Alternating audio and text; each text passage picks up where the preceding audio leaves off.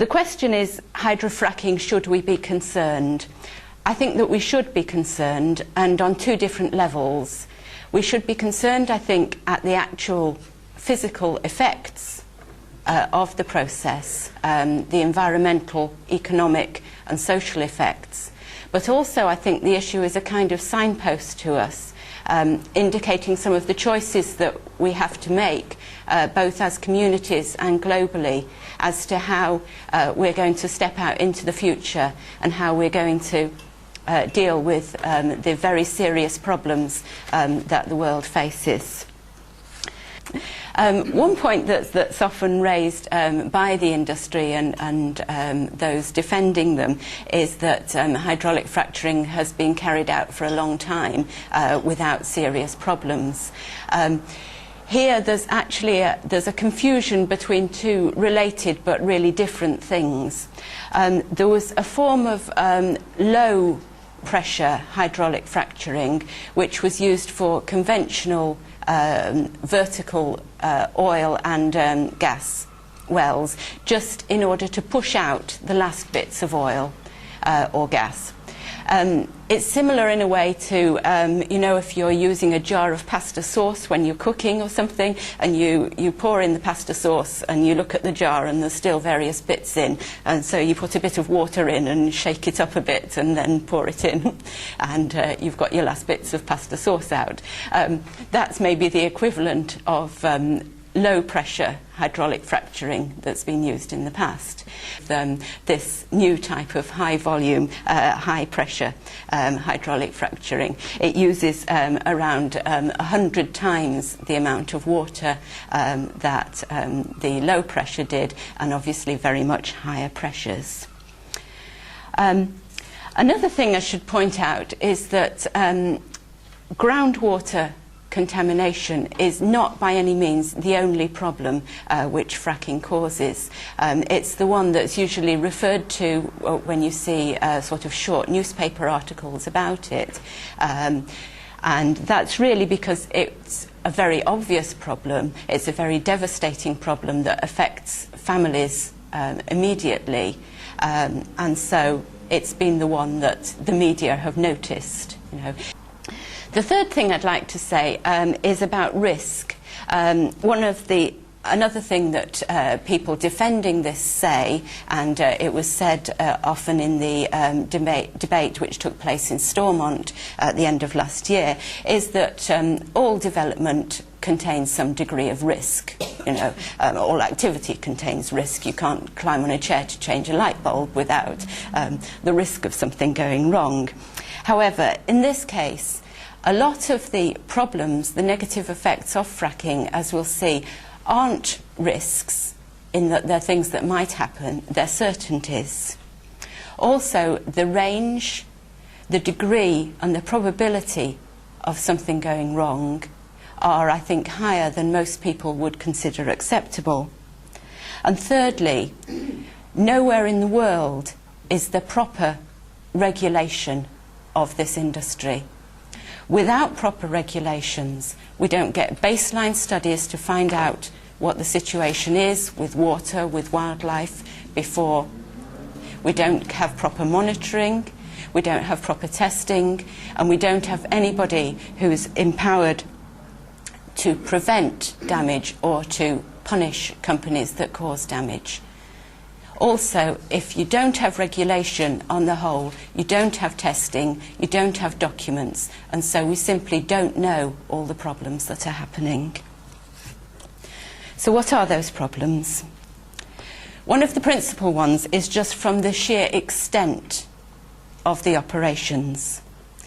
As I've said, conventional gas fields, the gas is in a large reservoir, so one well can extract a lot of the gas.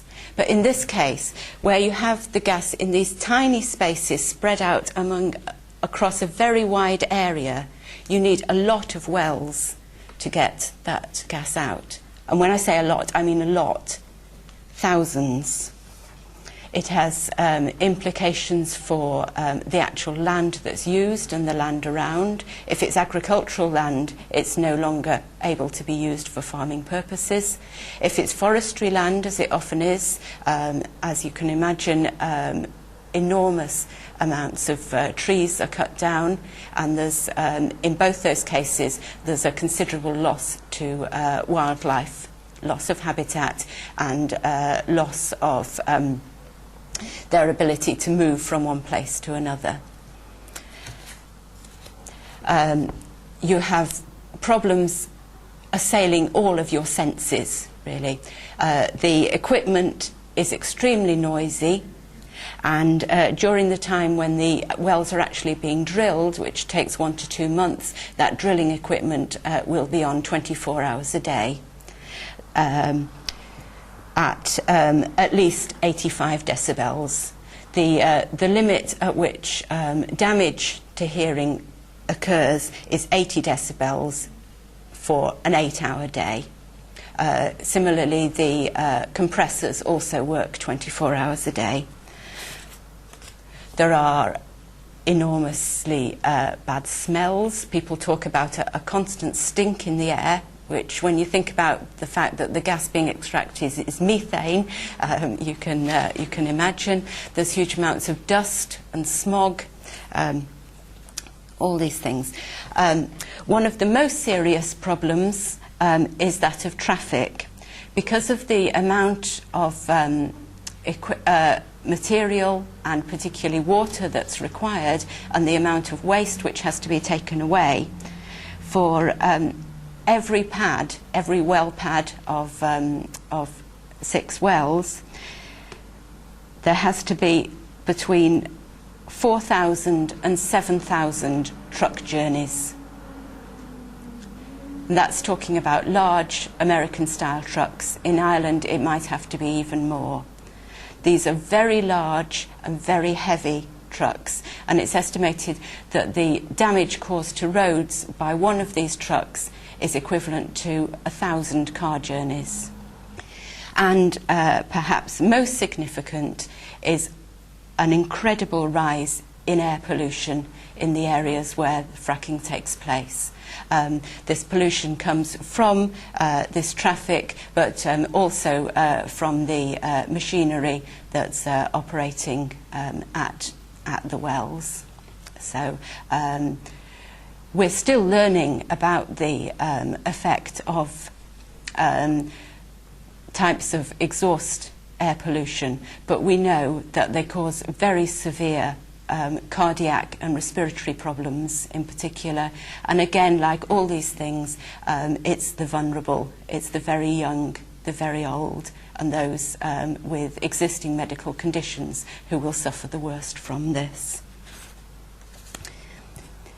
A further problem involves the amount of water that's required. As I've already said, for each single fracking operation, 5 to 6 million gallons of water are required. These are all things that aren't risks in the sense of they're things that might happen. These are certainties. If everything, as far as the gas companies, went perfectly, they never had an accident, nothing ever went wrong, all these problems would remain. However, additionally, of course, there are accidents. The official figures in the United States say that between 1 and 2% of drilling permits have some form of violation.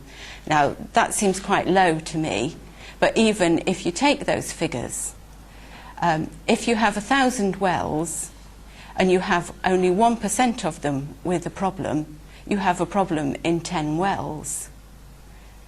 The kinds of problems that you get are usually either a leak or a spillage of the gas itself or of the large quantities of polluted liquid which are coming in and out.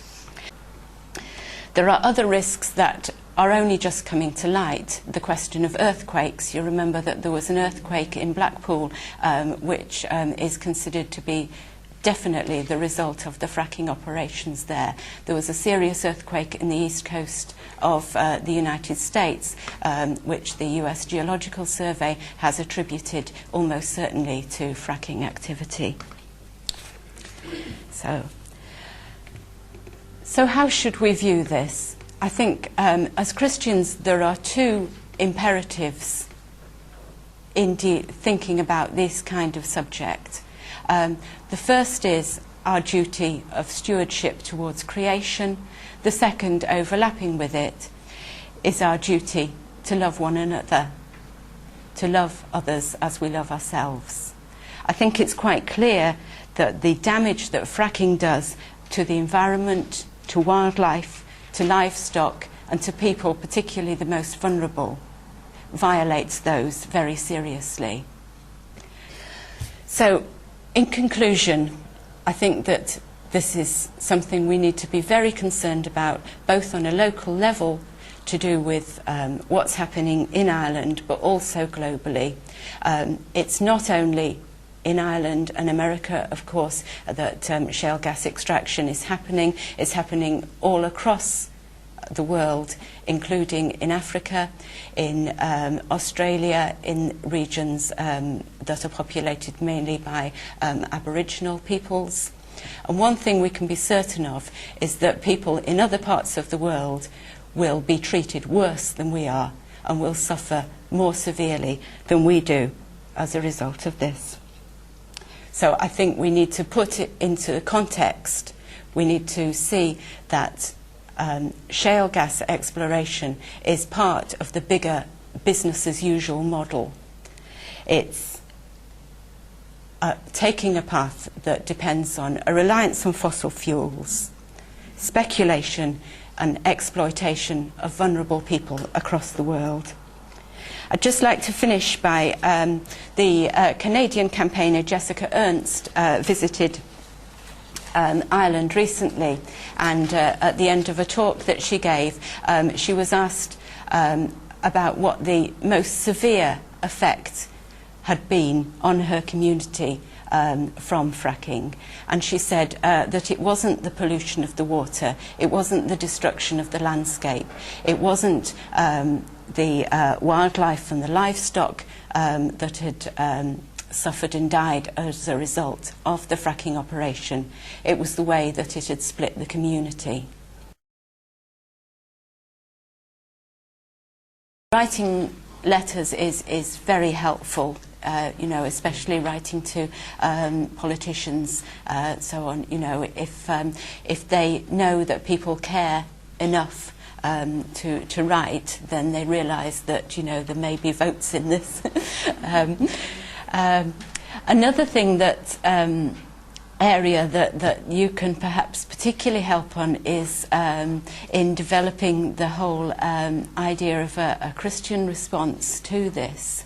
I haven't seen very much myself about that. I wrote a piece on my own blog about it, but I haven't seen very much, and it would be good to get the churches and the Christian communities more involved and encourage them to see this, you know, as a global issue and as an issue of justice and peace. You know, it's not a NIMBY kind of not in my backyard issue. It's not that we're saying, you know, we don't want fracking in Fermanagh or we don't want fracking in Ireland, but, you know, we're perfectly happy for it to happen somewhere else. You know, we don't want this to happen anywhere in the world. And so, you know, this is a moral campaign. This isn't, you know, to do with reduced property values or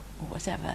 So, you know, making those links is very important. You know, any opportunity that you get to talk to people, to, you know, write about this as, you know, as an ethical issue would be very valuable, I think. We should speak out about this. We should stand in solidarity with people across the world who are suffering from this and other forms of exploitation, but we need to do it with humility. I think we need to be the voice of prophecy, but we also need to be the voice of reconciliation. Thank you.